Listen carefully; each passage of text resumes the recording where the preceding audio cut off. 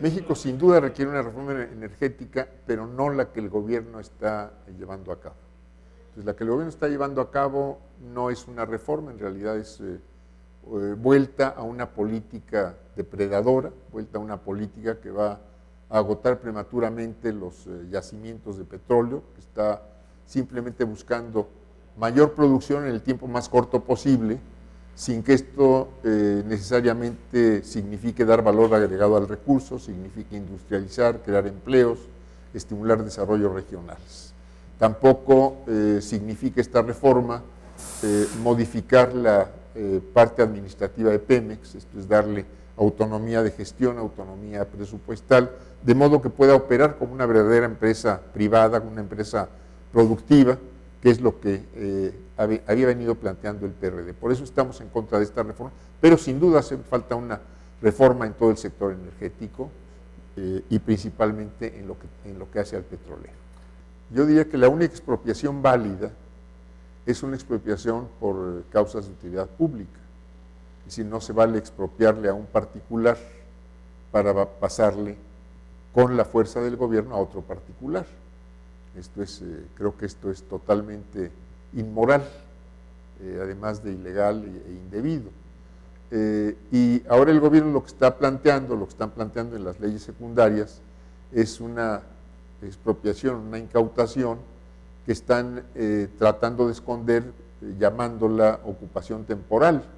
pero puede ser una ocupación temporal de 30 años. En 30 años pues ya muchos no vamos a estar aquí. Estaríamos en un sentido repitiendo la mala experiencia que hubo anterior a la expropiación de 1938, porque estaríamos simplemente sacando petróleo, llevándolo al exterior, nos estarían mandando los productos ya con valor agregado, o sea, vendemos lo barato, nos venden lo caro, y lo que vamos a tener como resultado son campos petroleros agotados, en muchos casos aguas contaminadas, tierras esterilizadas por los métodos de explotación, principalmente en lo que llaman el gas y el petróleo shale, o sea, el que se da en las formaciones que en español llamaríamos lutitas o esquistos, y esto es la perspectiva que el gobierno nos quiere abrir. Es un juego no limpio, diría yo, en el terreno político, el no poner un tema tan trascendente como este como una parte de las propuestas electorales. Esto es, nunca se habló de reformas energéticas en el sentido en que lo está llevando a cabo el gobierno. Por lo tanto, yo quiero pensar que carecen tanto de legitimidad legal, de legitimidad constitucional, como de legitimidad política. Y por otro lado, pues me parece que es una maniobra que pues no debiera llevarse a cabo por parte de autoridades elegidas con el voto ciudadano. Bueno, primero, pues oponerse también, esto es hablar, señalar los riesgos que hay para el país y los riesgos que puede haber en muchos casos para sus propios estados. Esto es, en los estados del norte, por ejemplo, donde están estos depósitos de petróleo y de gas shale, de gas en lutitas, pues son estados con escasez de agua. Esto es Chihuahua, Coahuila, Nuevo León, Tamaulipas, donde mucha agua que hoy se utiliza para agricultura y para otros usos domésticos o industriales, pues la van a acaparar los explotadores del petróleo y del gas, y es un agua que ya no se va a poder utilizar. Esto es un agua que va a quedar contaminada, además de que puede contaminar los mantos freáticos que hay allí en esa región, y las tierras donde se hace esta explotación pues quedan esterilizadas por la cantidad de químicos que se utilizan para poder extraer el gas de estas formaciones. Estamos pidiendo que haya una consulta que pues determine si mantienen o no mantienen vigencia las reformas constitucionales que ya se hicieron en materia energética.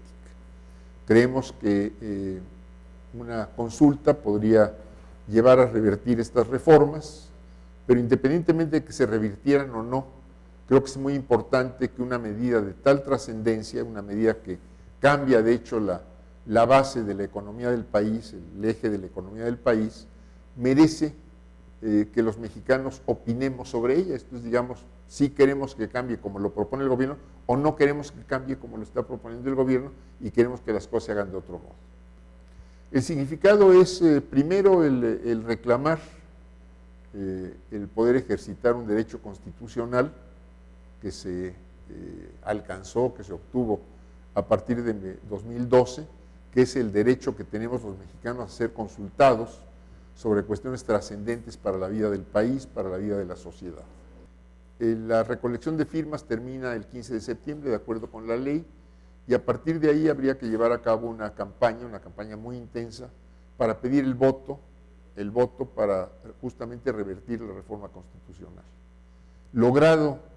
esto, es logrado la reversión de la reforma constitucional, pues habría que adecuar otra vez las leyes secundarias, quitar todo lo que contradiga a los textos constitucionales recuperados, y yo diría que ahí lo que procedería sería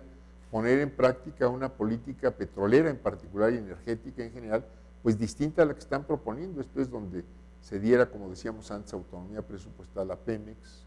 donde se buscara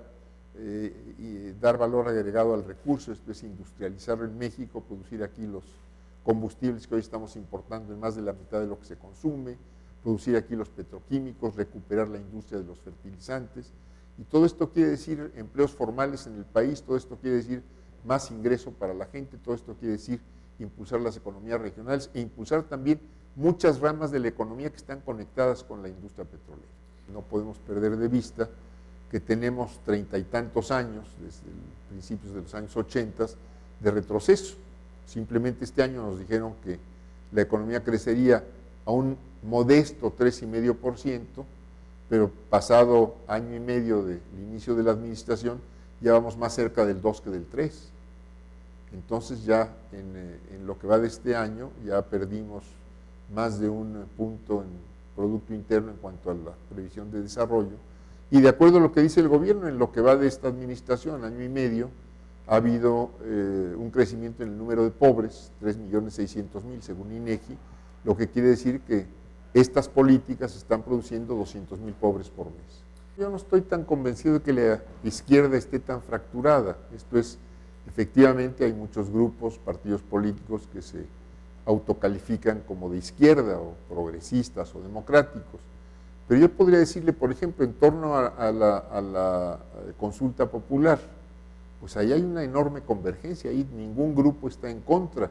Yo podría decirle que no solo el PRD está colectando firmas, amigos nuestros en el Movimiento Ciudadano, amigos nuestros en el Partido del Trabajo, la gente Morena, están colectando firmas que van a ir a dar al mismo depósito y van a engrosar esta demanda política y social. Entonces, pues qué bueno que haya convergencia sobre temas específicos.